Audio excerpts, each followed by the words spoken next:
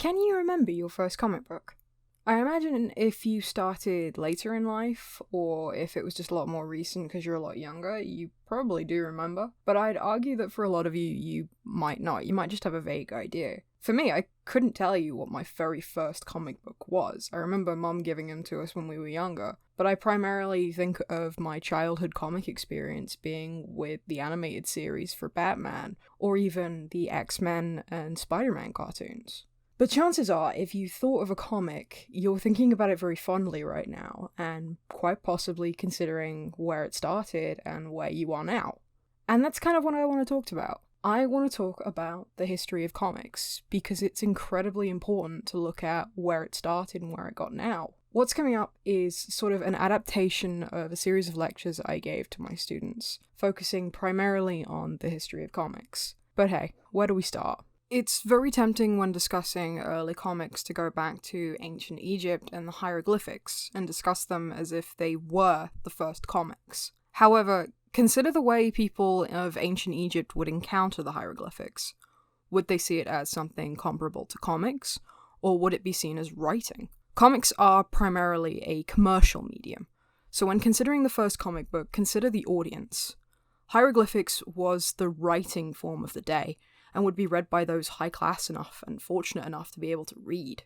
The Bayeux Tapestry is another popular starting place for discussing comics, and from a cursory look, it does more closely resemble modern comics than the hieroglyphics did. However, you do have to also consider the audience viewing it at the time. This was artwork that only the higher class of the day would be allowed to view. It was not widely viewable to the masses, meaning that even though it was telling a story, there was no intent to entertain the masses. Instead, we'll focus on political cartoons, pulp magazines, and newspaper strips. What we see here is a selection of 20s and 30s political cartoons, reflecting the time they were created.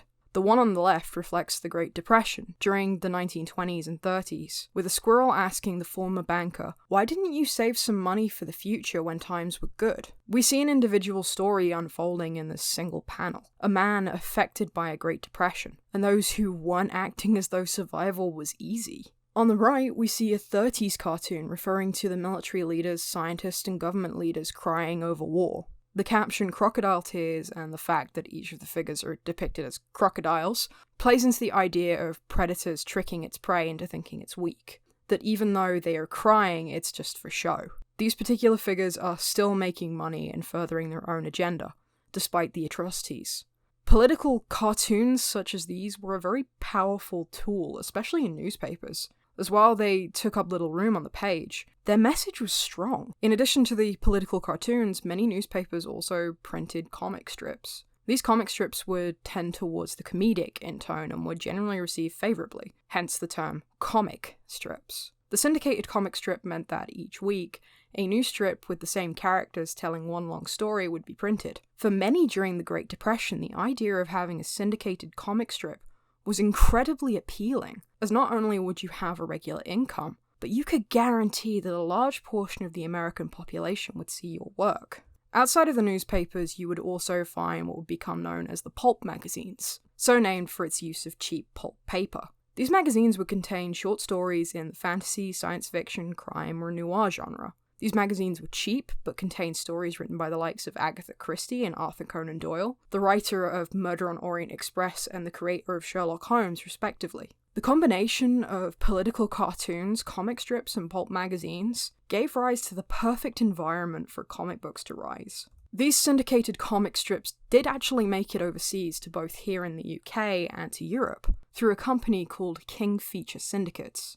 King would buy the distribution rights to some of the most popular comic strips and sell them to newspapers overseas, meaning that if you managed to get a popular syndicated comic strip, not only would you make a good living, but there was potential for international acclaim. So, how did we get to what we now recognise as a comic book? In America, that was thanks to two people, Harry Waldenberg and Maxwell Gaines. In 1933, Waldenberg and Gaines, two employees at Eastern Color, decided to experiment with printing. They realized that if they folded a newspaper page in half, you could print on both sides of the page and have a full book full of comic strips, hence a comic book. They did an initial test run of about 10,000 copies, which they called Funnies on Parade.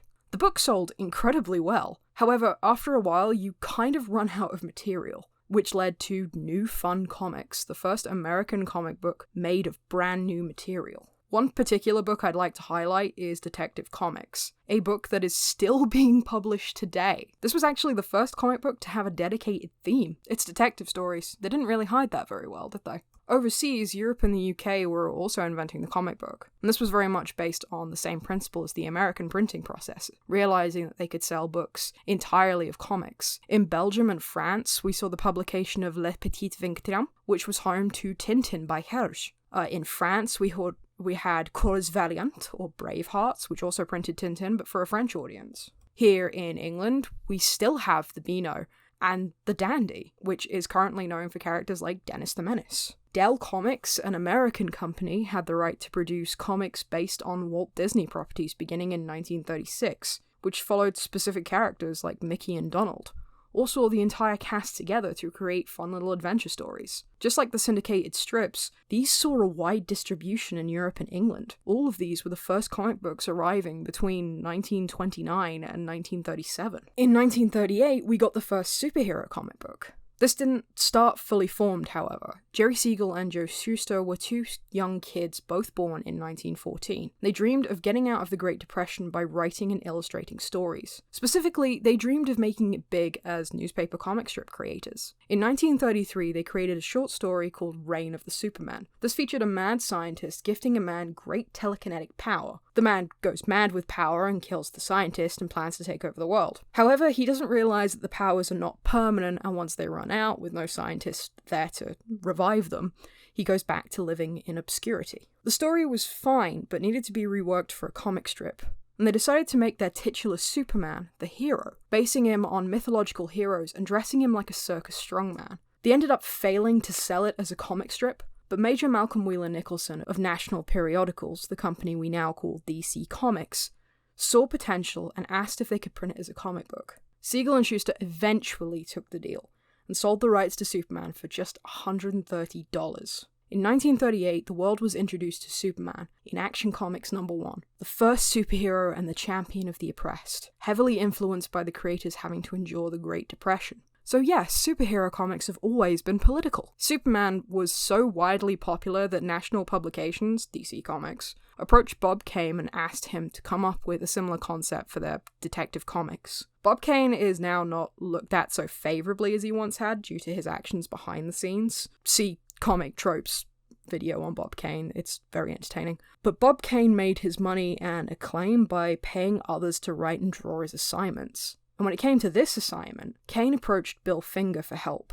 Kane had come up with the idea of a crime-fighting superhero called Batman with a hyphen in the middle. However, his idea was very different to the image you might have in your head right now. This Batman wore a simple mask, a red leotard, and had bat wings attached to his costume. He had no underlying idea past this, and hence asked Bill Finger to help him come up with some kind of story. Thanks to Bill Finger, we have the idea of Batman living a double life, the original idea behind his origin, the iconic costume, and even the gadgets. In 1939, people were introduced to Bruce Wayne, aka Batman, on the cover of Detective Comics #27, now sporting a dark costume more in theme with a bat, a cowl that gave the iconic outline of the bat ears, and the wings are now recontextualized as a stylish cape.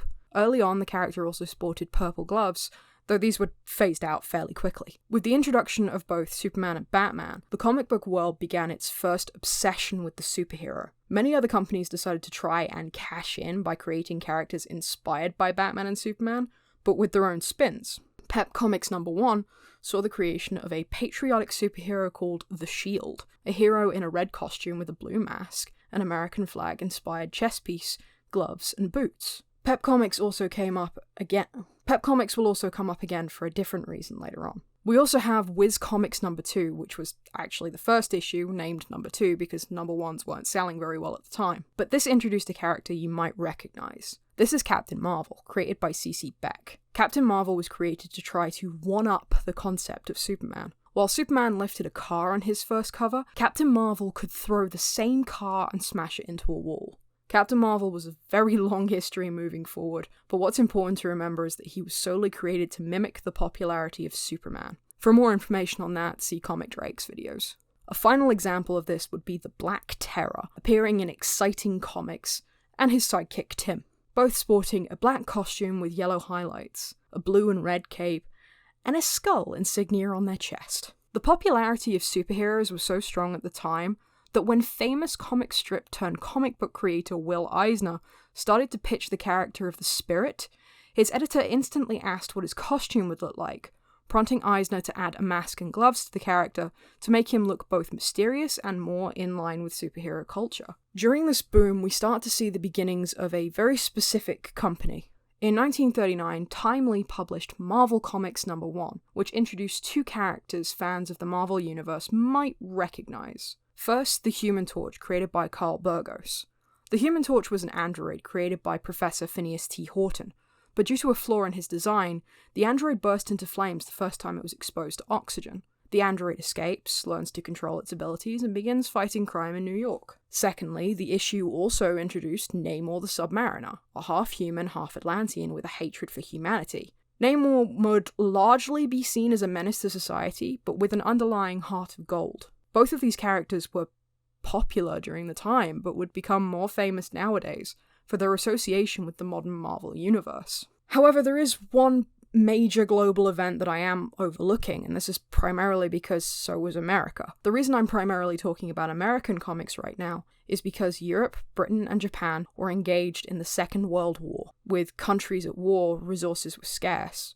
Artists and writers went to war, and most importantly, Hitler really didn't like comics. And that's not even a joke. Primarily, this was due to political cartoons being done in Britain and European newspapers. One such cartoon made its way to Hitler, who found it so offensive that the artist was put on the list of the Black Book. This list had the names of every person Hitler wanted to round up and shoot as soon as he invaded England. Comics across Germany were banned and replaced with approved imagery that favoured the Nazi Party and condemned those such as the Jewish, and any Hitler considered his enemies.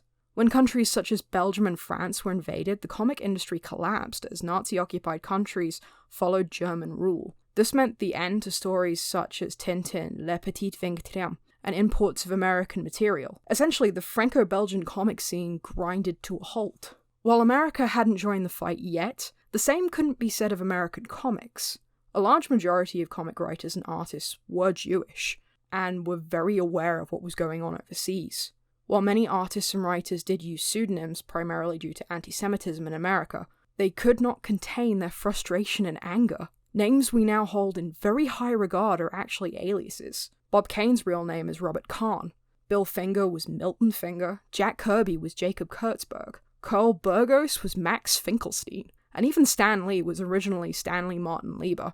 Granted, Stan Lee's use of an alias had nothing to do with anti-Semitism, but rather than an embarrassment for working in comics, wanting to save his real name for a great American novel he would one day write. This frustration from artists and writers made its way through the comics. In 1940, Jerry Siegel and Joe Shuster produced a 2-page comic for Look magazine entitled How Superman Would End the War. In this story, Superman flew to Germany, destroyed their weapons, and picked up Hitler. He also stopped by Russia and picked up Hitler's then ally Stalin and took them to the League of Nations, the precursor to the UN, where their fates would be decided by the people. This was the kind of story they couldn't tell in Superman's own comics, primarily because, for Superman, ending the war would be just this easy. However, the war would still be raging on, and children reading along would be left with a feeling of despair.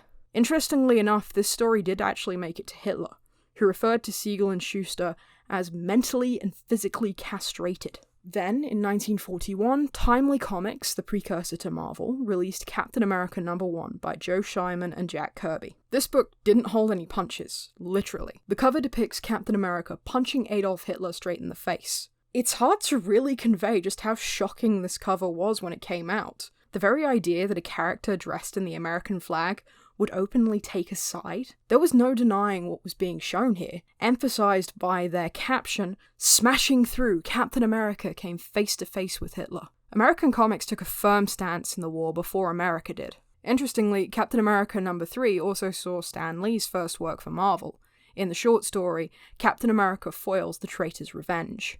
This is also the first time he was paired up with Jack Kirby, though his work was primarily text-based, with 2 illustrations by Kirby. Then in December of 1941, Pearl Harbor was attacked by Japanese forces. Emperor Hirohito sided with Hitler as part of the Axis power, and due to how close America and England were politically, they feared that America would strike. The attack on Pearl Harbor was a preemptive move to show that they wouldn't back down. The following day, America officially joined the Second World War. With America now officially in the war, comics became much more openly patriotic. Many superheroes did join the fight in their stories, though others, such as Superman, became stronger supporters of the military. The question as to why Clark Kent wasn't drafted was answered within the comics, when Clark was so eager to serve his country that he ended up reading an eye chart several rooms over due to his X-ray vision. The military deemed him blind and unfit to serve, so in order to maintain his secret identity, Superman would support the troops, but would not actively take part. However, this patriotic stance comics were taking meant that some of the covers are more than a little racist, including the infamous Action Comics number 58, which features Superman running a printing press, producing posters stating, "Superman says you can slap a Jap with war bonds and stamps." You do have to take into account the time these were published. Many artists and writers were either drafted or enlisted in the military, including Stan Lee and Jack Kirby. While serving, many would also continue writing and drawing comics, sending them by post back to the publisher before they would hit the press. Stan Lee, in addition to writing Marvel scripts, which were largely backup stories, war stories, and romance comics, would even write health and safety comics for the military. Jack Kirby in particular is incredibly proud of his service, with it coming into play in his career much later. However, due to the Second World War, Golden Age comics are incredibly rare and fetch a very hefty price now. This was due to the patriotism shown on the covers and the back pages.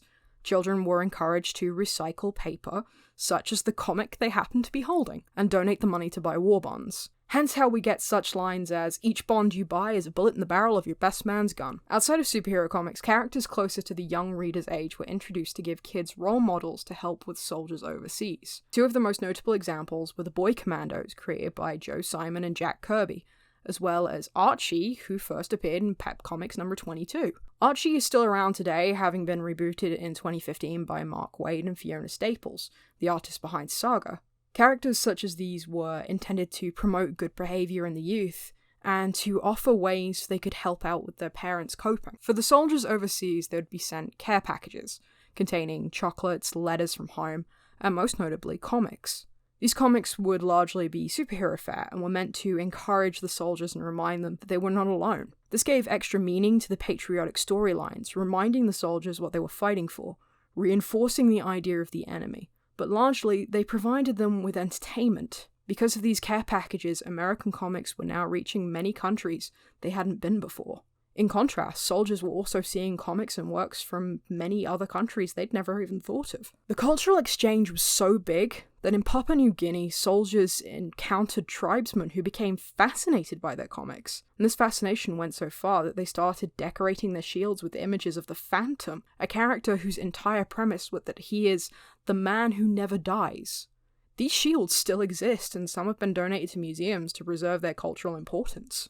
When American soldiers arrived in Britain, this caused a major cultural exchange, primarily due to the fact that we speak the same language. Communication was much farther, and thus sharing cultures was a lot easier. The very first comic shop in Britain was opened in Paisley, Scotland in 1940, and fittingly named Yankee Mags. Yankee being British slang for an American, and mags being short for magazines. The store is now unfortunately closed, but its opening was a landmark moment. The store stocked comics that were carried by American troops, whether they be American or picked up from other countries, who donated them, as well as any British comics still in circulation, most likely helped by the fact that the publisher of the Dundee and the Beano were based in Scotland. The store is notable for being the starting ground for many modern Scottish writers such as Grant Morrison and Mark Millar. By 1945, the Second World War was drawing to a close.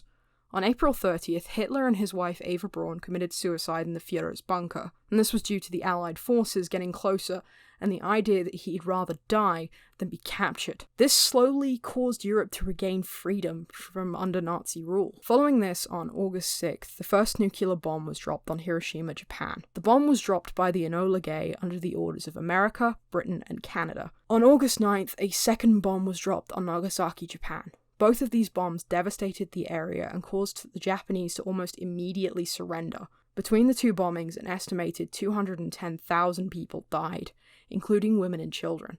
The devastation was so immense that Japan would now be considered a post-apocalyptic state. This will heavily affect their fiction and how they would tell stories moving forward. World War II officially ended on September 2nd, 1945, when Harry S. Truman announced the surrender of Japan, despite their unconditional surrender taking place on August 14th. Celebration was heard across the world, and particularly in the comics. Superheroes celebrated the defeat of their great enemy. Characters such as the Boy Commandos and Archie were now able to focus on living a normal life post-war. There was just one problem with all this. Because of how heavily associated superhero comics were with the Second World War, they started to very much decline in popularity, meaning that many companies who had started up and survived by cashing in on this trend were now forced to close.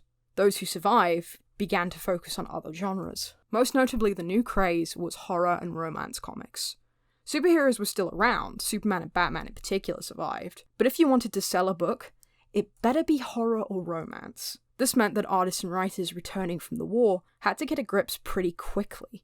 Jack Kirby in particular was very prolific during this time in romance comics. Horror comics took an anthology approach to its storytelling, packing 4 or 5 stories of spine-chilling horror, all hosted by a presenter figure. Tales of the Crypt, for example, was introduced and hosted by the Crypt Keeper. These would become as iconic as the superhero titles. Post-World War II, the Franco-Belgian comics scene took the time to rebuild after years of oppression, bringing back titles such as The Adventures of Tintin. In Britain, the impact of the war and the influence of American culture led to the creation of comics such as Eagle, an anthology series focused on science fiction and war. The most famous creation to come out of this was Dan Dare, Pilot of the Future, created by Frank Hampson. After the Japanese surrender, America began its occupation of Japan, controlling the media as much as they could, including censoring the newspapers to remove any mention of Hiroshima and Nagasaki. It didn't become widespread information until around 1954. Instead, America exposed Japan to their culture, such as superheroes, horror, and romance comics,